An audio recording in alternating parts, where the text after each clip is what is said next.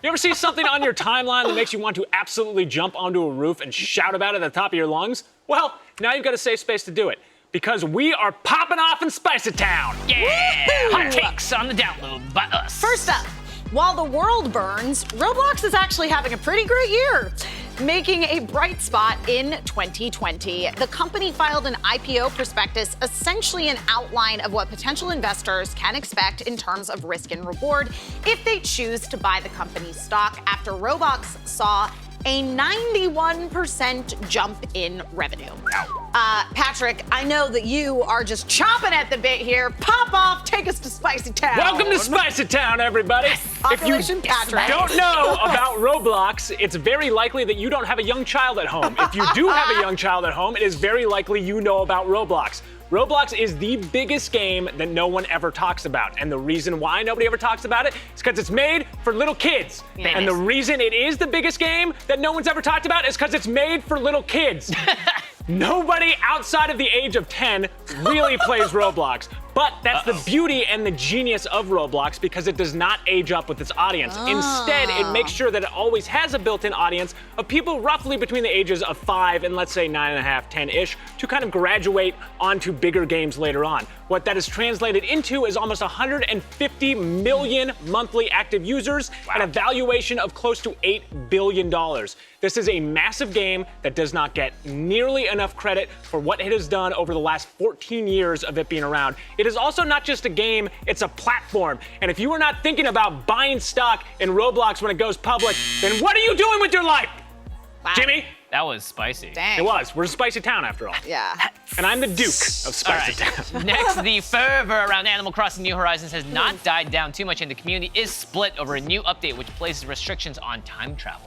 Previously, Yes. you were allowed to mess with the clock, enabling faster crop harvesting, rainy days, and even getting to the holidays more quickly. Emma, go in, give us the tea. What is your hot spicy take?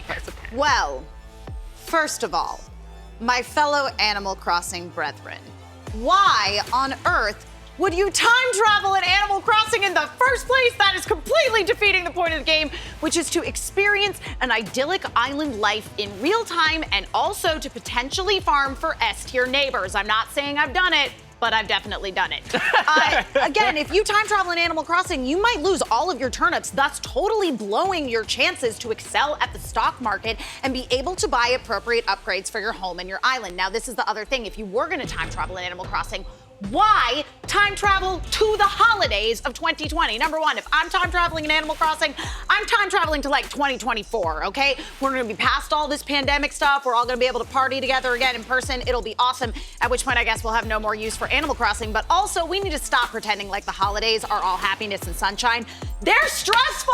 Oh, it's time spicy. travel past the holidays. Skip them! I like it. Just go to when you already have your presents and are living your best life. Spicy take from Emma Fife. Spicy. Finally, on Thursday, Twitch co-founder Kevin Lin announced that he is leaving the company after 12 years. This leaves only one remaining original founder at the company. Jimmy reached out to inquire about the games Kevin Lin has in his backlog. Jimmy, it's time for you to pop off in Spicy Town. He's playing Hades, by the way. Okay, here we go. Oh. We have seen the rise of so many different popular platforms and companies into the internet age. Their founders are passionate people who truly believe in their vision and craft, but the more popular the platform, the more likely it is to get bought or majority owned by a larger entity. We've seen it happen with Blizzard, Riot, Twitch, and esports organizations. Now, with Kevin Lin's announcement that he is stepping down as COO of Twitch, he leaves behind only one remaining co-founder. Is Twitch the same company as it was 6 years ago when it was bought by Amazon for $970 million? Well, let me break it down. 9 years ago in 2011, I was invited to the very first YouTube creator camp called Next Up. It was an amazing experience. Creators were put to the front and center, given grants to help with their careers, and it made me feel like Google owned YouTube, and they wanted to foster its creator community. In some ways, this remained true over the years, but in many other ways, YouTube has fallen farther and farther from that vision,